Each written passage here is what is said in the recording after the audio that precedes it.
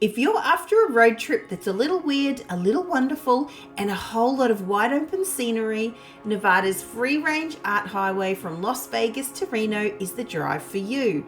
We're talking psychedelic sculptures in the desert, ghost towns straight out of an old western, one of the most beautiful lakes in the world, and some of the quirkiest roadside attractions you'll ever see.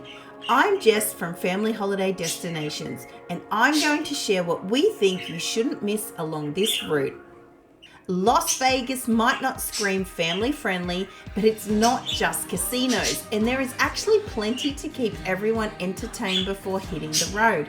We splurged on a room at the Venetian, where we all became obsessed with watching the Sphere from our hotel window.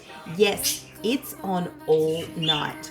For something fun and family-friendly, visit the Paradox Experience. It's a quirky museum of optical illusions. Then, catch Matt Franco's magic show, which will have you saying wow the whole time, and head out for dinner at the Hard Rock Cafe. After picking up your RV or hire car the next morning from Cruise America, your first stop is just outside the city, Seven Magic Mountains.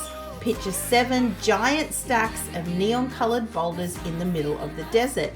It's bright, bizarre, and totally worth the photo op. From there, cruise north to Beatty, where things start getting a little weird in the best possible way. The Goldwell Open Air Museum is home to ghostly sculptures and surreal desert art. And just down the road is Rhyolite Ghost Town, where crumbling walls tell the story of a once booming gold rush. Also in Beatty, you can stock up on treats at what is reportedly one of the largest candy stores in the US, the Death Valley Nut and Candy Company. Park up for the night in Beatty and watch the stars come out over the desert. The next morning, pack up and make tracks to Tonopah via Goldfield. Goldfield is equal parts eerie and fascinating, with the first stop being the Goldfield Cemetery, where some of the tombstones read like dark comedy. Then one of the coolest and strangest art installations you'll ever see, the International Car Forest of the Last Church. Dozens of old cars and buses are half buried in the dirt, covered in layers of graffiti and colour, kinda like a giant outdoor art park. If you're into fossicking, stop at Gemfield on the way out of town, where you can collect colourful chalcedony stones right off the ground. Just drop a few dollars in the honesty box and fill a bag with treasures. Time to head towards Tonopah, a town full of mining history and even fuller of quirkiness. Stop by the Clown Motel, home to thousands of clown figurines. It's equal parts fascinating and creepy. You don't have to stay here to visit the lobby, which alone is enough to give you chills. This place is reportedly, or it could be a rumour, haunted. So if you do stay here, just a heads up. Tonopah's historic mining park is great for stretching your legs and learning a bit of history. And after dark, the Stargazing Park offers some of the clearest skies in the country. After a night or two in Tonopah, make tracks to Hawthorne. Heading further north, the desert opens up and the landscape becomes beautifully empty. As you approach Hawthorne, you'll notice hundreds of strange little bunkers scattered across the plains. Turns out, this is one of the world's largest ammunition storage sites. Pull in to visit the Hawthorne Ordnance Museum, where you can see everything from missiles to rockets, all safely decommissioned, of course. It's an unusual stop, but genuinely interesting, if not a little sobering. Just beyond town is Walker Lake, a perfect spot for a picnic or even an overnight camp. It's one of those places that catches you off guard because you don't expect it. Quiet, beautiful, peaceful, and surrounded by mountains. From Hawthorne, drive north towards Silver Springs and you'll come across a turnoff to Fort Churchill State Historic Park, where the old ruins tell the story of Nevada's frontier past. It's worth a stop in, and at this point, you're probably ready to stretch your legs anyway. Heading towards Lake Tahoe, the desert begins to fade away, and you'll soon find yourself in Carson Valley. Also, a top spot to pull over somewhere beside the Carson River and take a breather.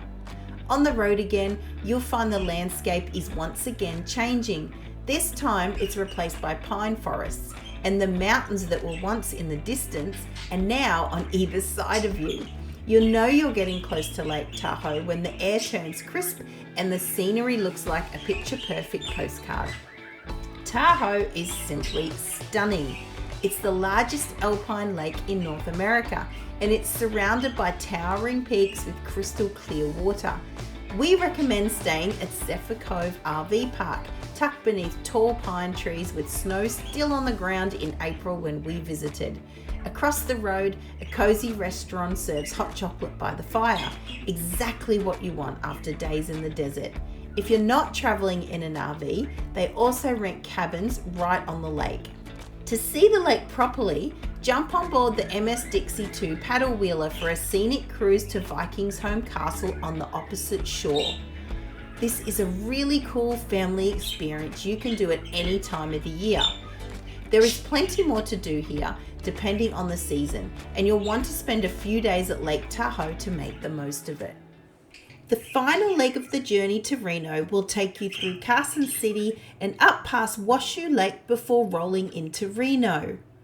These days, Reno isn't just casinos, it's become a genuine art city, packed with colourful murals, boutique hotels and great food.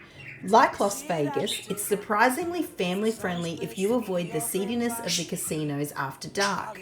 Wander through Midtown Reno spotting street art and grab a well-deserved burger to celebrate the end of your journey. The drive from Las Vegas to Reno along Nevada's free-range art highway is full of surprises.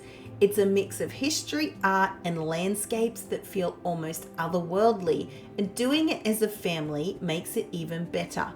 This road trip will remind you that road travel isn't about the destination. It's about what you discover along the way if you take the time to enjoy it. So, if you love a good dose of quirk, big skies, and freedom on 4 wheels, add this one to your bucket list. And make sure to check out some of our other road trips through Nevada, particularly the extraterrestrial highway. If you've enjoyed this journey, don't forget to like and subscribe. And for the full itinerary, including where to stay, head on over to familyholidaydestinations.com. I'll link it in below.